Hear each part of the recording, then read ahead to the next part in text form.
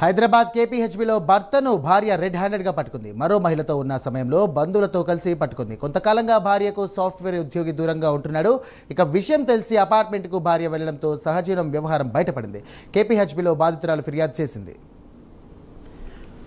Right, ఇదే అంశానికి సంబంధించి మరిన్ని డీటెయిల్స్ మా కరెస్పాండెంట్ కుమార్ అందిస్తారు. కుమార్, చెప్పండి. Thank you Sairam. KPHB police station పరిధిలోని సమతానగర్ లో ఒక సాఫ్ట్వేర్ ఉద్యోగి మరో మహిళతో సహజీవనం చేస్తుండగా ఆయన భార్య ఏదైతే రెడ్ హ్యాండెడ్ గా అయితే పట్టుకుంది. ముఖ్యంగా శివ అలాగే దీప్తి దంపతులకు 4 ఏళ్ల క్రితం వివాహం అయింది. ఈ 4 ఏళ్ల వివాహం తర్వాత వారికి 3 ఏళ్ల పాప కూడా ఉన్నట్లయితే ప్రస్తుతం మనకైతే తెలుస్తుంది. గత కొంతకాలంగా దీప్తిని ఏదైతే శివ దూరం పెడుతూ వస్తుండడంతో ఆ దీప్తికి కొద్దిగా అనుమానం రావడంతో ఈ రోజు ఏదైతే విజయలక్ష్మి అపార్ట్మెంట్ లోని సుష్మా అనే మరో మహిళతో సహజీవనం చేసినట్లు కూడా దీప్తి అయితే గుర్తించింది. ఈ నేపథ్యంలోనే ఈ రోజు అదే అపార్ట్మెంట్ లో వీళ్ళిద్దరూ ఉన్న సమయంలోనే సుష్మా అక్కడికి వెళ్లి వీళ్ళిద్దరిని కూడా రెడ్ హ్యాండెడ్ గా పట్టుకుంది.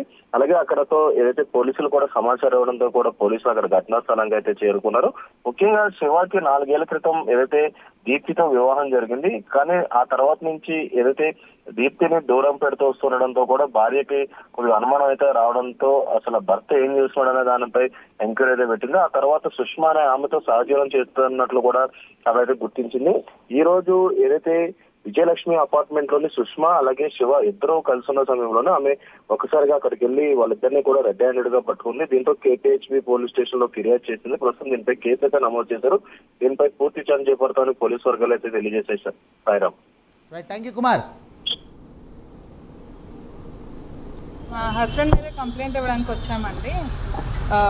తను ఎక్స్ట్రా మ్యారిటల్ అఫైర్ చేస్తూ ఉన్నారు. ఈరోజు మార్నింగ్ మా ఇంటికి వెళ్తే చూసానండి. అక్కడ ఏం లేదండి, 2019లో పెళ్ళయింది.